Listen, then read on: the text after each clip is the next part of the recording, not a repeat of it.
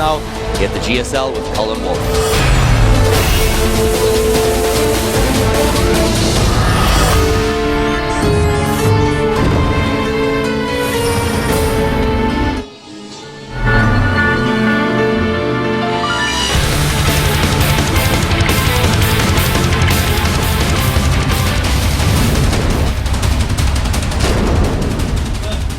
The most consistent and probably the best player in the entire world starts at the bottom left of the map.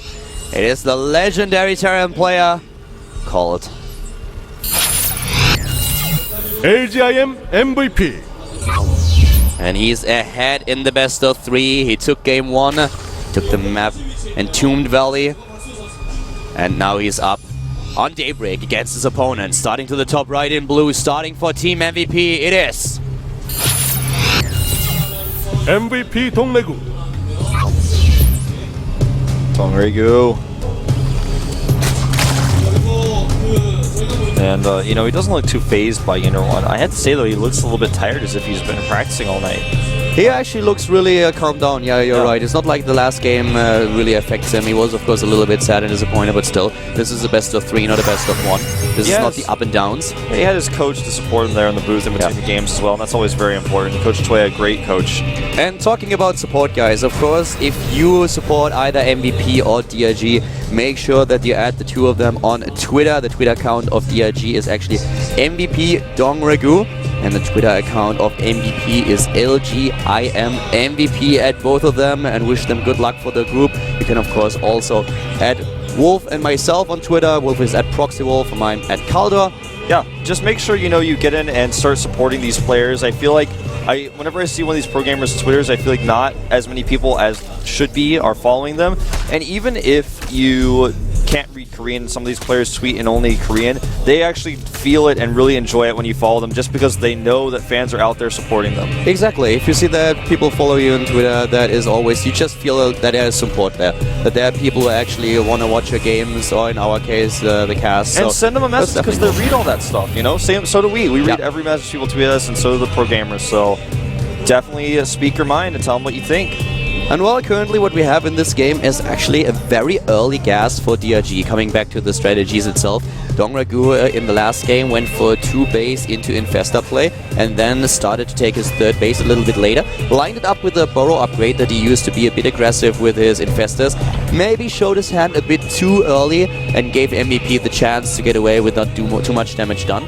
But our Zerg is a sneaky one, so what is he going to do? With the pool timing that you can see here, very late pool, we have him finishing right when he can start his gas. Yeah. Sorry, his speed, of course. Right, and it's perfectly timed. As long as he gets that 50 extra minerals, he actually starts drone and his queen, so he's going to have to wait a little bit longer. But he actually pulls completely out of gas all but 1. And this is exactly what MVP has already scouted. But you know, as a Terran player, when you see that gas, you feel so much less comfortable than you would otherwise. If you see no gas, you're like, oh, okay, just that queen play, and I don't have to worry about any aggression. Yeah, I'm probably not going to be able to attack him still, because he's going to go for extra queens. But at the same time, he is not going to be able to attack me. But in this case, even though he saw 1 was pulled out, now there's 2 in gas, and MVP doesn't know that. He doesn't know. For all he knows, there could be 3 back in gas. There could be a 2nd gas in the main. Yeah, DRG for a 2nd supply block, but you're so right. With the early gas that he gets, and also with the extra gas that he's currently mining, there are a lot of options for him to be more aggressive. There are so many different Zerg styles, and for quite a while there was just this one popular style where you would always sit tight, try to focus on your economy, and not do too much damage. But right now, just trying to get into the late game, you know, but right now we have all those timings that Zerg players are kind of rediscovering, where they want to be aggressive and punish opponents for being too greedy. Yeah, you're so right.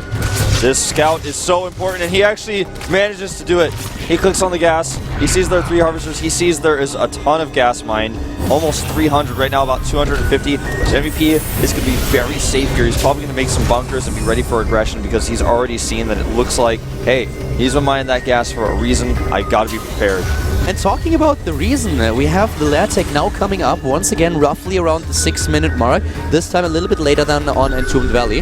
And the scan goes down to verify the lair, and he sees the evolution chamber. You know, the evolution chamber is so fast. Oof. Look at what he researched. +1. Range. +1 range. Yeah. This is gonna get exciting. It also predicts that he knows that mech play is coming. And in fact, it is. We have the second factory going down here. And like I said, man, anything is possible with MVP. And he's going to be showing us 3 Hellions at a time coming out here. 2 Blue Flame Hellions. The reason why this is exciting to me is because there have been ages ago some timings that you would try to use against your opponent with where you need range attack, because even if you are up against, and there's the Roach one, because even if you're up against, for example, let's say a mech play, the melee upgrade for attack will still help you with a Brood Lords later on. And you could also just get the armor upgrade to be on the safe side, because both units benefit from it. This is a very specific research. Yeah. Do you remember, I don't even know who the MVP's opponent was. I think it was Symbol, actually. Symbol and him, they played on Whirlwind. I remember Symbol blind countered him with a Roach attack on 2 bases and hit him at a time where MVP just wasn't ready. And I'm a bit afraid for our Terran player that DRG might attempt to do exactly that. It looks like it, man. He's actually starting a lot of Lings right now. He's seen the Hellions, of course, which is going to trigger some sort of response. The Roach one wasn't done yet, so he needed to make something. But these Lings are actually cleaned up right away. And MVP has a ton of Hellions coming in here. There's 2 Queens and a Spineclaw, but the Roaches are not ready. Is MVP going to go right away? Look what he does here. Look what DRG does, or what he doesn't do. He doesn't get a high attack. Yeah. He's only getting those upgrades. And now suddenly the Queens are helping. He needs to block the ramp, and he is as good as he can. And here come the Roaches. That's exactly what he needed to do. Those Hellions are shut down. Looks like 2 more are going to fall. The Lings should be able to get 1 more Hellion. Oh, this is going to be so awesome. Look at the timing here for the siege mode for our Terran. LGIM's MVP does not have them just yet. He needs to buy some time. He needs to buy time, and he needs more. You know, making an additional bunker right now, but he doesn't have very many Marines. There's a Nidus network coming down so he can reinforce his Roaches all the more quickly. I think he's actually just going to use it on the outside. He's going Nidus. It's getting even better. He's going for the Nidus network. He's going to put it on the outside, probably just below that ramp, or if he can force it onto the high ground, he will. But he needs to get in here as soon as possible. That siege tank on the high ground is going to be his biggest enemy. And here come the Roaches. DRG trying to be super aggressive in this game. I'm loving it. He's mixing things up, but can MVP defend? The siege mode is nearly done. It will come down to the Nidus. Yeah, the Nidus is it. I don't think he's going to go for the main. I really feel it's going to be the back. And yeah, it's right here behind his Roaches. It's coming up towards the ramp at the 3rd base. Now, at this location, of course, there's no way for it. He sees it. Actually, he does see it. He sees it, but he can't do anything about it. He's just going to have to hole up at the top of his base. He's actually trying to take his refineries right now. And here we go. Siege tank number 1 is sieged up. Here comes DRG. He has the Queens. He has the Roaches. He can transfuse. Marauders are being built. MVP is in trouble. DongRaeGu. He wants to finish this with a little bit of an unconventional tactic, but I am loving it. This is awesome. Now these SCVs are actually still mining gas at the bottom of the ramp because he knows that he actually is kind of trapped down there. If he moves, he could just lose them anyways. He wants to get the extra gas mining as long as his command is down there. Transit can be used to buy time.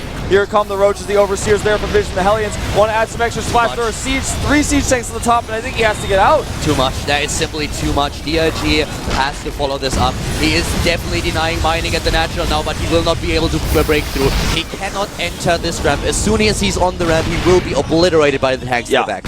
He can't enter the ramp, but he's trying to poke a little bit here and actually damage some of MVP's units and maybe stop some mining time, but it turns out MVP actually now can move down the ramp with some of his siege tanks slowly but steadily if he wants to. Nice pickoffs on the Hellion and the Marauder though by DRG's army. He's got a supply lead. He's getting +2 for his Roaches right now. He's got the Devastation Pit started, so he is trying to transition, and he didn't lose too much. He did not overcommit here.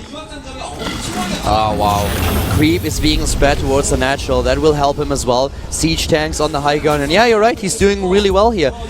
MVP, that is. And DRG, on the other hand, has now the means of following it up with a 3rd base that we see. Infestation Pit as well. This is going to shape up to be such an interesting game here. Yeah, DRG considers going for an attack. He sees the siege tank coverage is still just too good, even with the grease spread. The tumors are going to be cleaned up here as well. He needs to actually make sure he targets them a little bit better. He's actually not going to get any of those. He gets 1. I really love how we have MVP now just just poking forward with those Hellions, trying to draw the Roaches into the siege tank range. Yeah, and it serves 2 purposes. One, you might bait the siege tanks or the Roaches into the siege tanks. Also, you clear up the creep. So, just doing a little bit of cleanup job there. But DongRaeGu is double expanding. He's getting the upgrades out right now. The siege tanks step on creep, and the Roaches are going to get out of here. Several of them going down though. The Queen also dying, and finally the Nidus is gone. Look at all those creep tumors. Oh my god. Yeah. He's actually just continued that spread. Yeah, he's going to lose these queens, but this has been a very annoying situation for MVP. Taking that third base is going to be a crazy amount of pain. Yeah, he will have to drop a lot of scans here in order to make that happen. And there are even more. There's no way that one scan will just suffice to take them down. Yeah, it's going to take maybe 2 scans at the very least. And I like the position DRG's in from here. DRG, you know, he hit it a little bit of a different timing and just tried and took a shot here. And it didn't play it as a complete all-in. He can fall back, and that's what he does. Those roaches that he has still give him the stability that he can deal with the Hellions if they dare to move out. Yeah. Speaking of Hellions moving out, he's going to clear up a few of these tumors, but you see, he actually is only able to clear up some of these tumors because the Queen has taken the splash damage onto the tumors, but he's going to need another scan to finish it off. The roach is still roaming the map, trying to find a few Hellions. And +2 attack is now being researched for DRG. Yeah, he's going for Burrow again. Yeah, this is... everything for DRG is actually working out okay because the roaches he still has, he has 16 of them.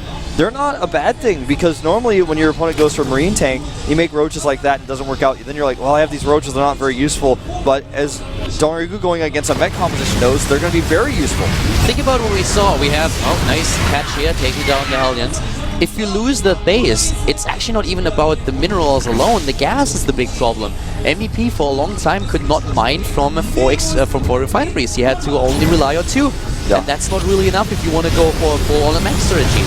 That's why he kept his refineries going for a little bit while the roaches were right at his base because he knew he needed that gas. The tanks are going to fight here in tank mode and it's just barely enough to push these roaches back. And this time DRG hits his timings better. He did not forget about the Spire, so he lines it up with a Hive very well.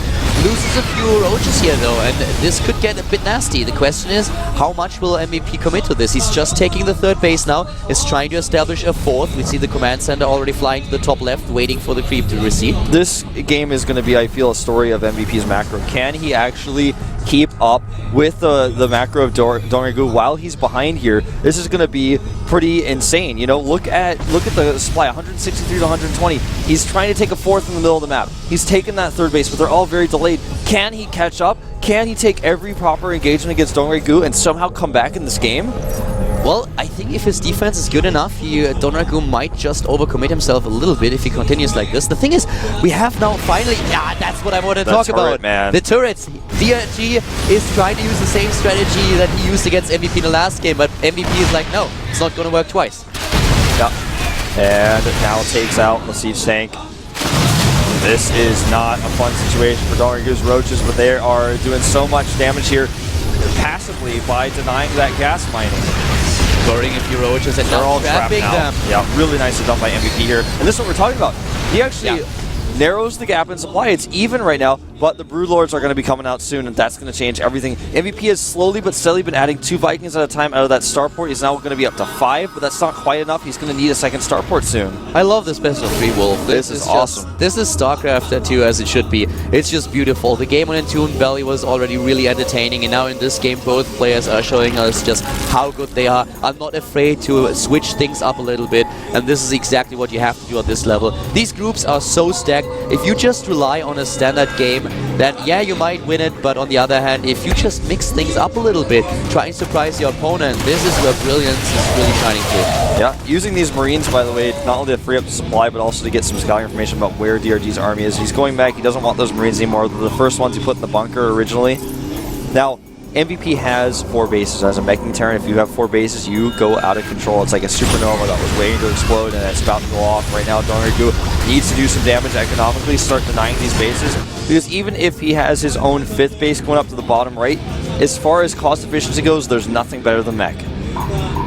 Adrenal glands now on the tab. We have all those upgrades for DRG, but MVP on the other hand, he's going for the extra gas now at the 4th base, which is exactly what he needs. He's building up a little bit of a bank, so does DRG. We are both of them heading towards the maxed out supply, 200. But you talked about the Vikings already. We have 7 on the maps. Yes, there are Broodlords, but now we have 9 Vikings, and he's getting even more. He needs, in the end, he'll need more starports if he wants to be more flexible. But for now, this is doing a great job, and DRG knows about the Vikings. He's like, well, I kinda can commit here, but I have to be really careful. With MVP split in game 1, if he does that again, DRG can fungal as much as he wants. He can fungal 6 days to Sunday and he won't take it down. The Vikings are really a big story here. I have to say, when I watch most players play, whether they play mech or bio, there's always this moment where they suddenly realize, they know the timing, they're like, oh, I need to get the starports, I don't have any Vikings, and there's a panic almost type situation, but MVP just calmly starts Vikings way before it's even time, so by the time the Brewers are walking down on him like they are right now, off of one starport, he's already made 11 Vikings, and he is totally ready here. The split, again, is insane, but he needs to make sure his Vikings are together to some extent. Even baiting a few infested swarm mechs already out that are not really in range. They're trying to move in, but they have to deal with the siege tanks first.